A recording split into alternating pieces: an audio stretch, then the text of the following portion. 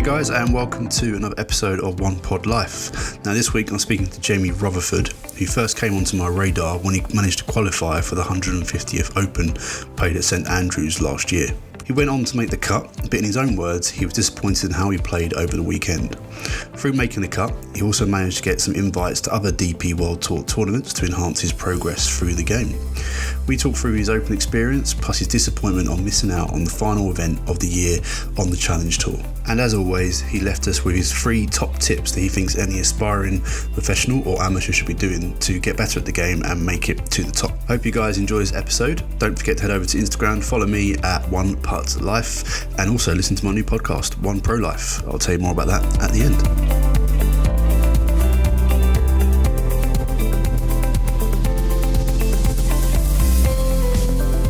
Hey Jamie, and welcome to the ONEPROLIFE podcast. How are you, my friend? Yeah, very good. Yeah, I'm all good. Excited to be back out playing in some warm weather than being stuck in England the last couple months. So yeah, it's all good. Yeah, tell me about it. I've not actually played this year yet. I've just been working hard on the range and taking it to the course hopefully next week, but we'll see how we get on. Yeah. But no, I'll just ask you off air where you were at the moment, because you're playing on the Challenge Tour right now. So just for the guys listening, whereabouts are you right now again? We're down in South Africa at Fancourt this week, which is a really, really nice golf course. 3 golf courses, actually. So, yeah, we've got a stretch of 4 events down here in South Africa. So had the first one last week and then 2 more the upcoming weeks. Lovely. Like you said, weather's not been great, but still better than being in the UK when it's nice and cold. So yeah, exactly. It's still. I was still in shorts and a t-shirt today, so can't complain too much. We'll finish the podcast right now, then. Yeah. Okay, cool. So Jamie, what I want to do is, like I do with every podcast, really, is just to get to know you as a golfer, understand your journey to where you are today. So let's start from the beginning. When did you first become a golf club, and why? I actually played golf for the first time on my 10th birthday. I don't really know why. I just, no one in my family was particularly like big golfers. I mean, my dad played football, and football was always like what I loved when I was a kid. But yeah, and then just sort of 10, like a little bit, not too much the next couple of years. And then really when I got to 12, a couple of school friends that got into the game at the same time, and we joined the golf club. And then from like the next couple of years, really just loved it. And then by the time I got to 14, 15, it was all I wanted to play, really. I sort of stopped playing any other sports,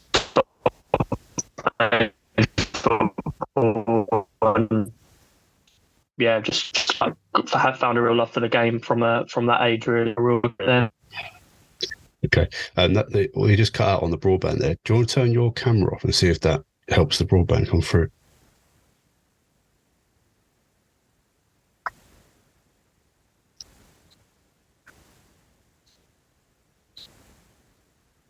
Still there? Okay, let me just...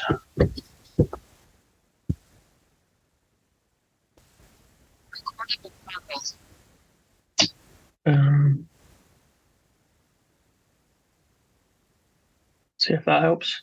Yeah, fingers crossed it does. Can you just go back to... Yeah. It cut out when you started talking about your friends playing, and when you was getting to... when you got to like 15 is what you wanted to do. Okay.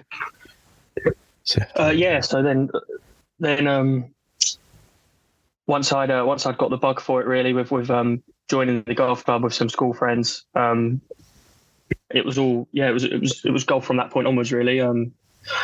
I've obviously still love all other sports, and I'm still a massive football fan, but I mean, from that point, from myself, I just all I wanted to do each weekend was be at the golf club and playing. And yeah, I think just that the timing of the fact that we had a real nice junior section, lots of lads my age, so we always had a good group of us to play with, and that just is what sort of hooked me. Love it. So it's just a bit of a random one. On your 10th birthday, did you go to a driving range or anything that for your birthday, or was it just randomly picked up a golf club? Yeah, I think I had like some junior sets before that, and maybe had gone to like the par 3 a couple of times, but nothing of like worth really. I just the odd maybe trip to the range, and then I just played then. I can't really remember even why, because I don't think I played again for another year after that. So it was just but I was half decent. I could play, I could hit it. So I had some sort of like natural sort of I knew what I was sort of doing without really any tuition. I could play, but I was it wasn't really till a couple more years from that point that I really really got into it and started playing a lot. I like it. So what golf club did you join with all your mates as well? Nebworth Golf Club in Hertfordshire, yeah. Nice. So you said there was quite a few of you playing, so you got sort of 15 years old. Then you realised that golf was for you and you wanted to go forward. Was that at the point you realised that you wanted to become a professional golfer? I would say it probably was a little bit later than that. I mean, I wasn't. I was probably slightly later developer in terms of the standard I was at. I mean, I got probably to like a sort of 4 handicap by 16-ish, 15, 16. Okay. And then, I loved it and wanted to play. And I knew that I sort of had maybe ambitions to go to, when I got to like 17, 18, I was looking at university and maybe going somewhere where I could play golf. It was only going to be in the UK. Okay. And then I think really once I got to like 18, I had a summer where I made some massive improvements in like 2 or 3 months. And then that was probably the point where I realized that, I really wanted to pursue and play as much as I could.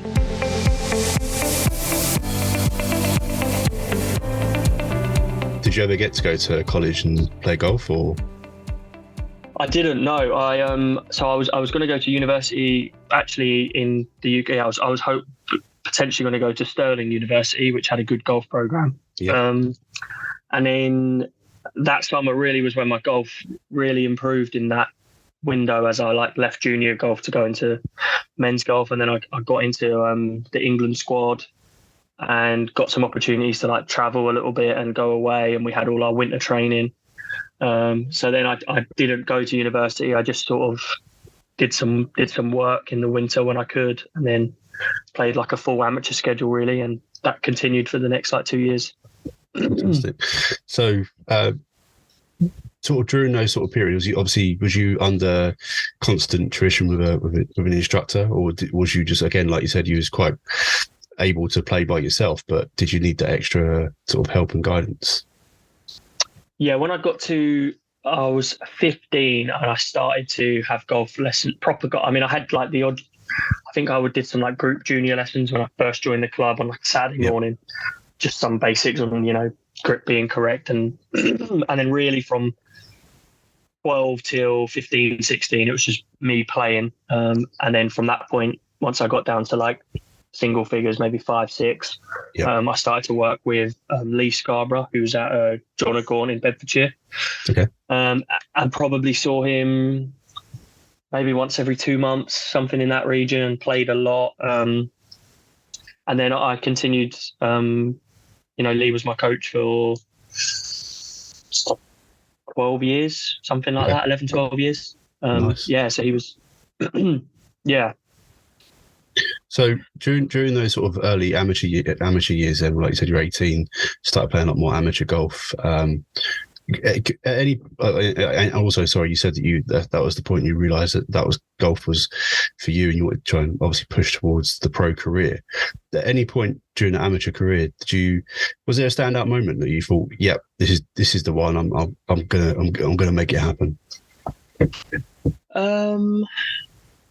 I don't know if there was sort of standout moments. Probably, I really had quite a constant progression, seemingly, certainly as I was an amateur, and all the way up till probably a few years into being a professional. I was making gains each season. So each year I would sort of look back and I'd have achieved something slightly better or done better in some bigger tournaments. And so I think that sort of constant, up to that point, I had no years where I sort of regressed or I had some real struggles. So I think that was the drive for me really was the fact that I could see that constant growth, and like each year I felt like I was better than the previous year. So that just sort of led me to think, okay, well, if I keep sort of along this journey, I'll, I don't know where that might take me, but that was my sort of, rather than any real standout moments, I don't think. I like that, just a steady progress. Yeah. And also, I mean, you turned pro 2013, so you was 21 then, am I correct? Yes, that's correct. Yeah. My maths is working out good today. Good. And you managed to turn pro off +4. So I ask this question to everyone I speak to because I'm just intrigued to understand the process and the decision making behind actually turning pro. So when you decided to do that, what was the main factor for you turning pro?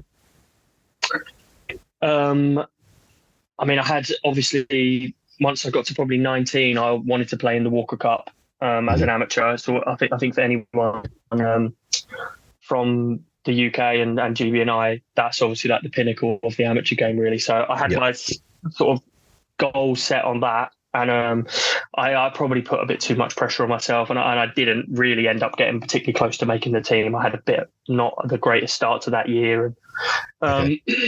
So then once that passed, I just felt like I was in a position where I knew I could make the steps to the pro game, and I just felt like it was the natural progression. I'd never really thought of anything else. At that point, I knew I was going to pursue a career in the games, and I felt like it was the right time. I played, good sort of 3 years of playing in all of the best amateur tournaments that I could play in, and I felt like that was sort of the right time for me then to take the leap and try and see what I could do in the professional game.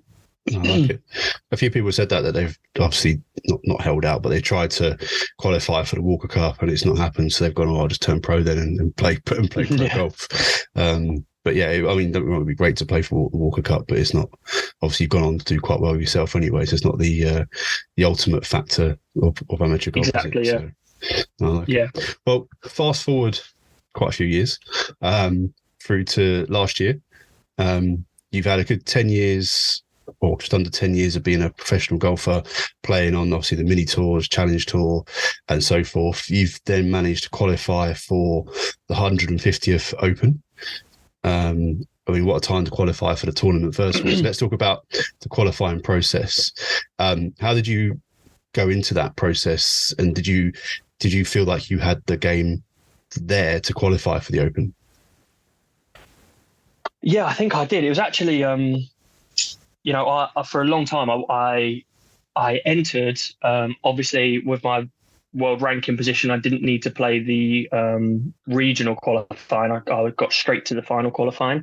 Yep. But that week actually clashes with the biggest event on the Challenge Tour schedule, which is the Italian Challenge, which starts on the Thursday, and the 36 holes is on the Tuesday. So I wasn't going to play Open qualifying. I entered and I was like, because I wasn't sure if I was going to get in the Italian Challenge with my position on the category list. So for the few months before, I was not really planning on playing. I wanted to prioritize the Challenge Tour and do well in that event. And then sort of speaking with my coach and not knowing that I definitely was going to play, I sort of made the commitment. I was like, right, okay, I'm going to do Open qualifying. And then I actually did get into the Italian Challenge. So I ended up traveling on the Wednesday and didn't play a practice round and got there at like 3:00 in the afternoon on Wednesday. Yeah. But yeah, I knew that, it's such a, I suppose, a bit of a free hit, the Open qualifying. You've got 36 holes. There's not many guys qualifying. You've got to play well.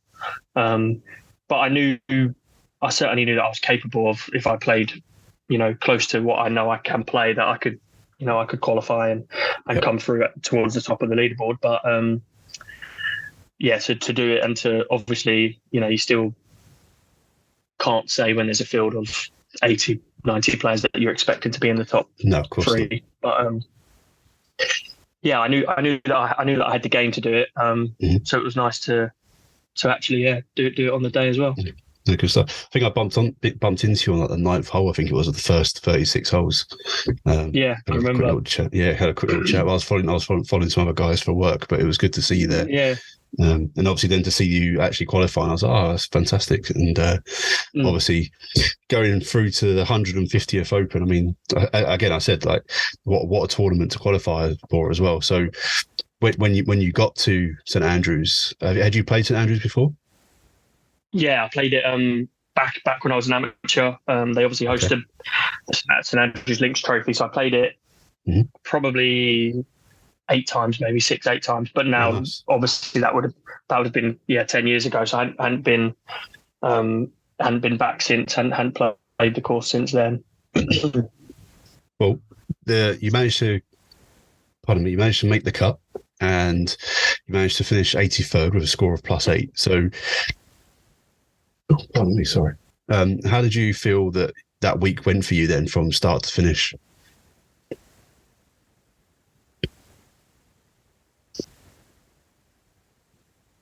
Hello? There was a lot of positives from the week. Obviously, hello?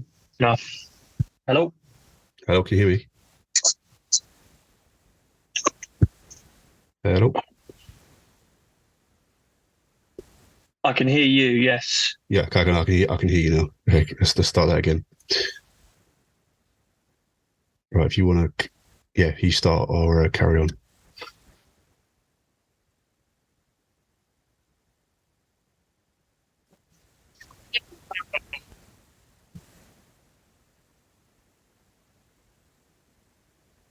You still there?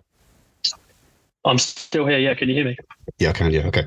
Right. So, So, how did you feel that week went for you? Yeah, I mean, there was obviously lots of positives to take from the week. A really good experience for me to be rubbing shoulders with all the guys that I've watched watched on telly and dreamed of playing with for all these years. And in terms of golf, I played really well. I played very well, tee to green, really for most of the week. Even on the weekend when I struggled with my scoring, I it was obviously to make the cut is first and foremost for someone like myself playing in the first Open, my first major and first Open. That's obviously a goal that I wanted to achieve. So to play nicely for the first 2 days and get myself through the cut was good. I was disappointed with how I scored on the weekend. I didn't think that, didn't really reflect how I played. And I just really struggled on the greens on the weekend. I left myself I free-putted 9 times on the Saturday and Sunday, which obviously doesn't give you much chance of scoring particularly well when you do that. But yeah, getting to, I got to play some good practice rounds and, see how the best players in the world go about their tournament weeks and their preparation. And yeah, just to experience that, playing that in front of those crowds and all of that side of it, it was great. It was exactly what I've always wanted to do and felt, very comfortable really for me. I didn't feel out of place in the sense of, knowing I could compete there. And it gives me, a lot of confidence going forward that hopefully, if and when I can get back there, I can, try and play in plenty more majors and do a lot better next time.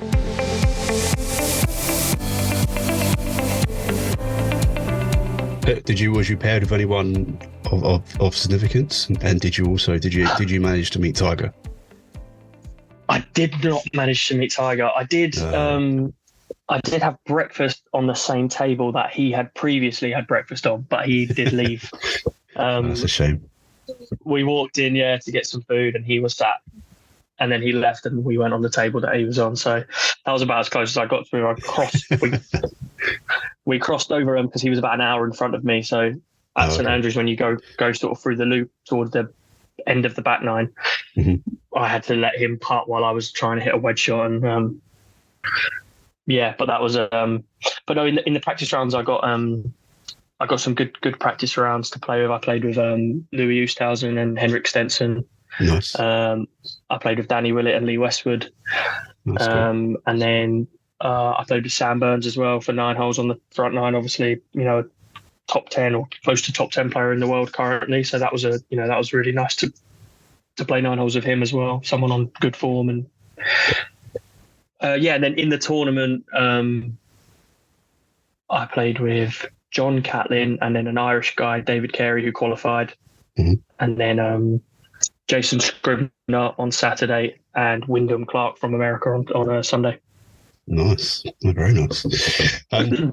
Well, I said, I would say you had a pretty good Open tournament personally. Like I said, you've made the cut, which is obviously first and foremost the most important bit, and then just stick around and see what happens. But I think for your first major, hopefully there'll be many more. You can take that experience and go further.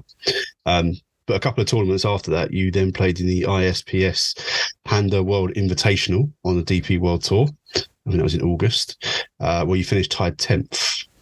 Would you say that was your best professional performance, or would you pick another tournament? Yeah,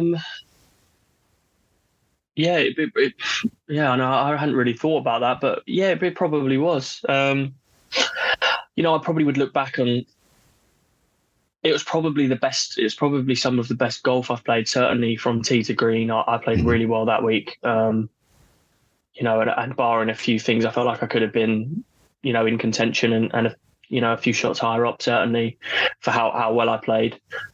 There's probably been more important weeks in the past where I've played well, but potentially not as well as I did there. Yeah.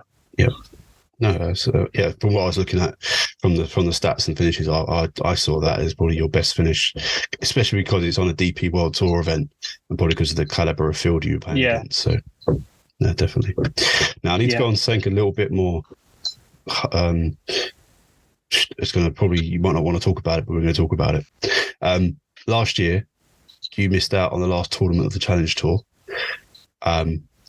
which then meant you couldn't go to the final sort of Road to Mallorca tournaments. What actually happened during that period? I know there was at St. Melian the week before. There was something wrong with the last hole, but just talk me through what happened and then your feelings about that whole situation. So I, based on my position on the category list from the previous year, obviously from coming through the mini tour category with playing on the Euro Pro, I'm quite far down the category list. So some of the tournaments that have smaller fields, I wasn't always guaranteed to get in. So because of that event being so late in the season, it was actually moved. It was supposed to be earlier, which I then would have got in it. But because of the course condition, they moved it like 6 weeks later, which then meant the field was reduced. So I was going to miss out based on my category position. But obviously I was relatively high up the ranking list, and on the Challenge Tour, like the Race to Mallorca, I was in the top 50. So, but there's only a certain number of spots that can be given to players that aren't in the field. And there was actually 5 players that were above me, one of which was the one spot above me. So they got the 5 spots. So I was like the 6th guy in that list. And then I obviously had a poor finish the week before at St. Melian. If I'd have stayed in the top 10 that week, I would have qualified for the tournament from the top 10 position.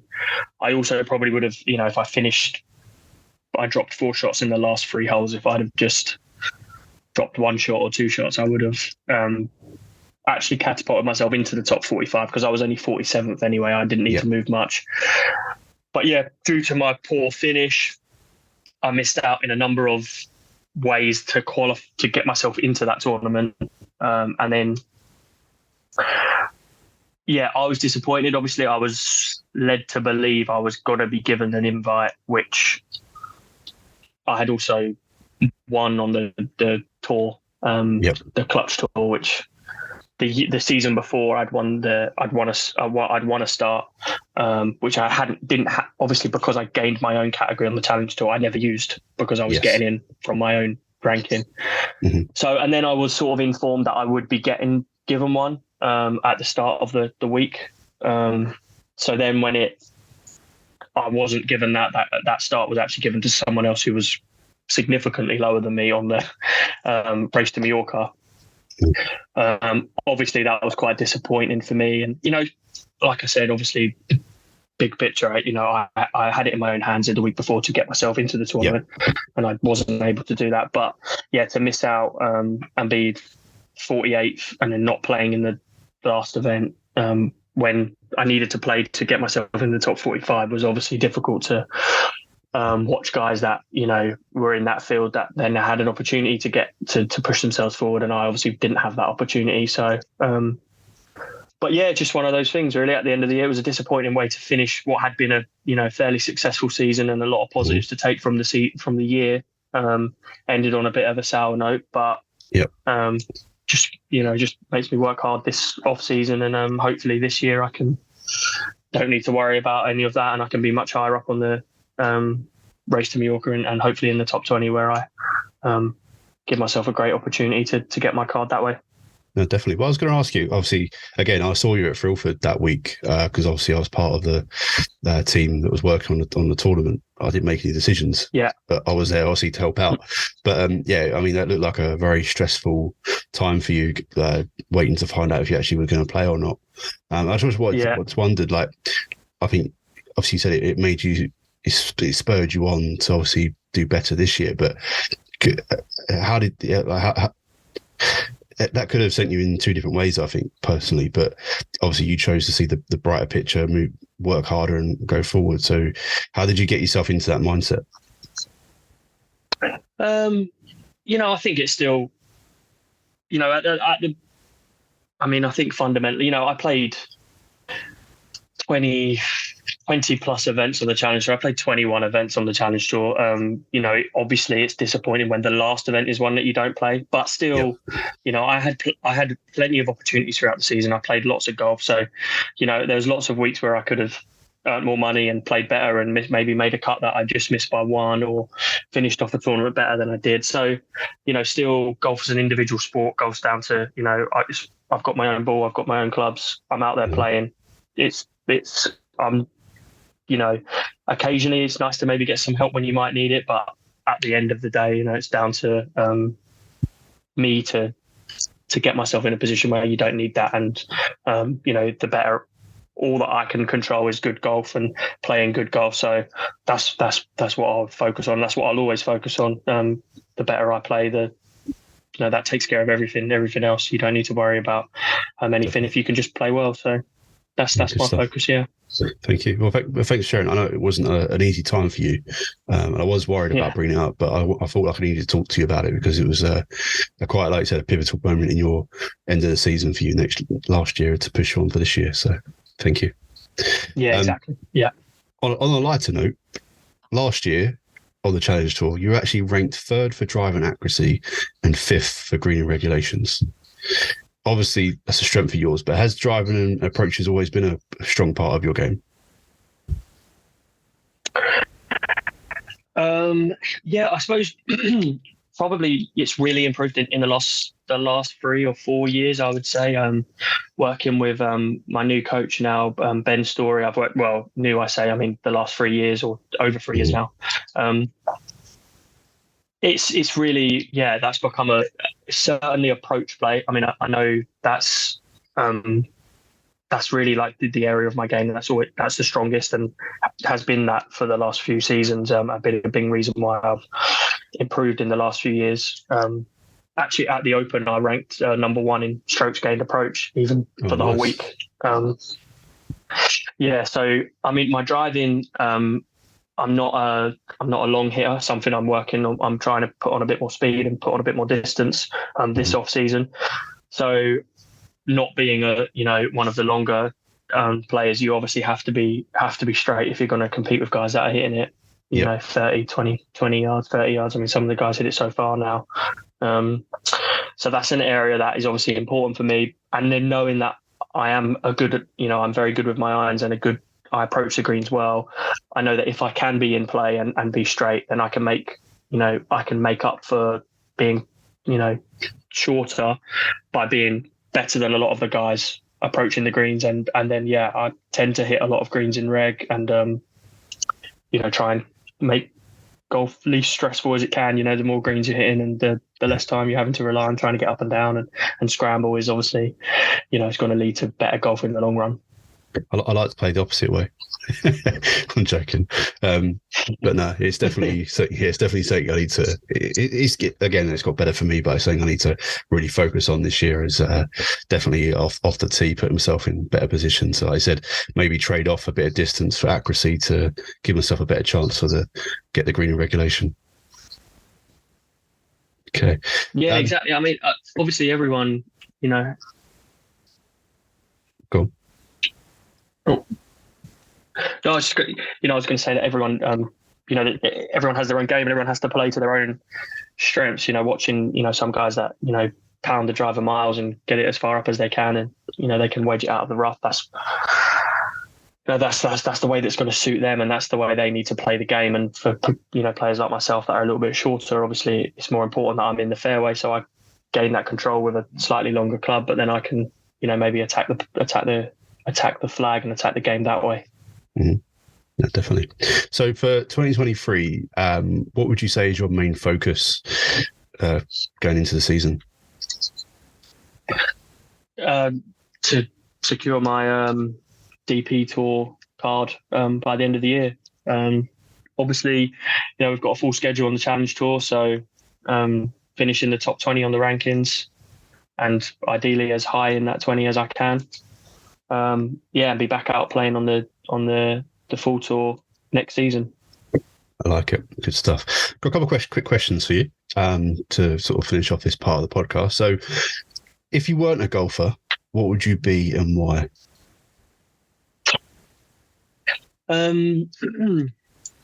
Tough question. I'd maybe say maybe like a sports journalist or something in that region. I love sport. I love all sport. Maybe something like that, or that's what I'll go with. Nice, like it.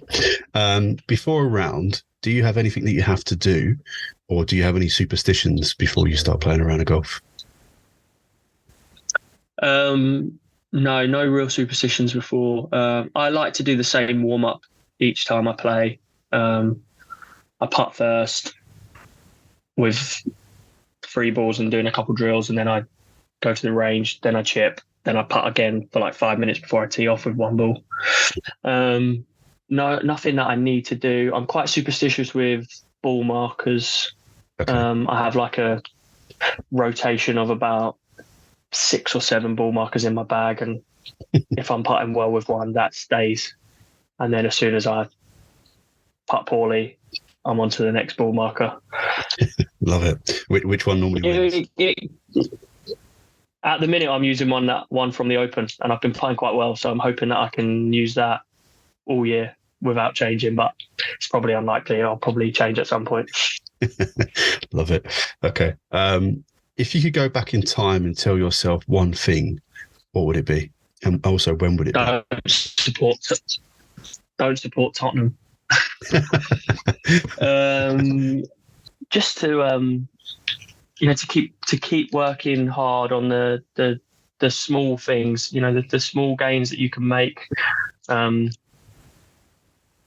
that seem unimportant at the time. Just keep persevering on those, and in the long run you'll see much bigger gains.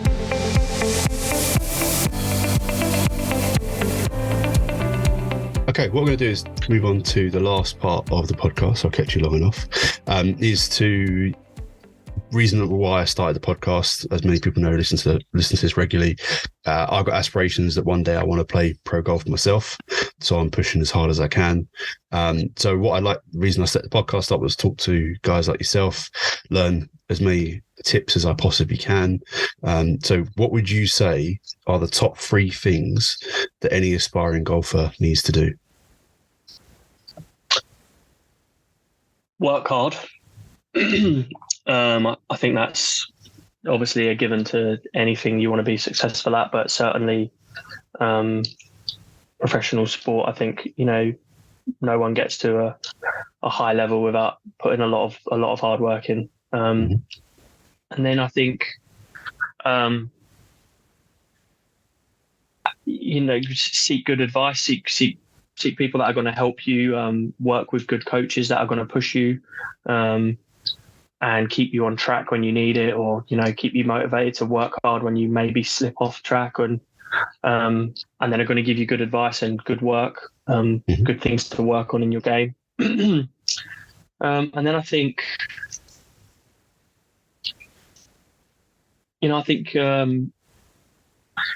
self-belief, really. I think you need to believe in yourself. You need to, especially in golf, an individual sport where you're spending a lot of time, by yourself, and even on the golf course when you're, trying to compete and you're out there. I think you need to, have that self-belief that you can do it. And I think the two things I said before, the hard work and the advice that you can get along the way, are big factors in gaining that self-belief. If you've got those things in place, you're working hard, and you're working hard on the right things, then you should find it easier to believe in yourself that you can do it when you need to. No, fantastic. No, I totally agree with that one as well. It's definitely something that I've been through after the last 6 months, some hard times, and now it feels like I'm coming out the other end because I can actually believe what I'm doing is actually working. So no, I think that definitely agree with that last point. Okay, Jamie, thank you very much for coming on and giving us an insight into your career so far, and also, like you said, the tips at the end there to help anyone who's trying to become a professional golfer. So thank you. No worries, my pleasure. And good luck in the tournament coming up, the next 3 tournaments in South Africa. I'll keep an eye out on how you're doing. And good luck for the future. And hopefully you'll be in that top 20, top 10 to get that DP World Tour card. Thank you very much. Much appreciated. Okay, good stuff, mate. Thank you very much. Before you go, that was good. Only one real bad internet problem there, so that was good. Yeah, we got through it. We did. What I was going to say is this is probably going to come out not for another 3 or 4 weeks, because I've gone for a bit of a crazy spurt the last 2 days, 3 or 4 days, and recorded about 5 episodes because I'm pretty busy coming up. So what I'll do is obviously I'll give you a heads up before it goes out. It'll probably go out as a collab post as well, so it'll go onto your profile if that's okay. Yeah, of course. Yeah, sounds good. Good stuff. And if you can just send me, just do it in Instagram, a list of people or sponsors that I need to add to the post as well, so I don't get you in trouble. Okay, cool. Yeah. Fantastic. No worries. Okay, pal. Thank you very much. And enjoy the rest of your time out in South Africa. And thanks while I'm over here freezing my bum off. But yeah. Yeah. I'm off to the driving range now, so do some work. Yeah, nice late night session. Good. Yeah, it doesn't close till 10, so I thought I'd try and grab in an hour before it closes. So yeah. Lovely. Right, pal. Enjoy it, and I'll speak to you soon. Yeah, speak to you soon, mate. Thanks a lot. Cheers.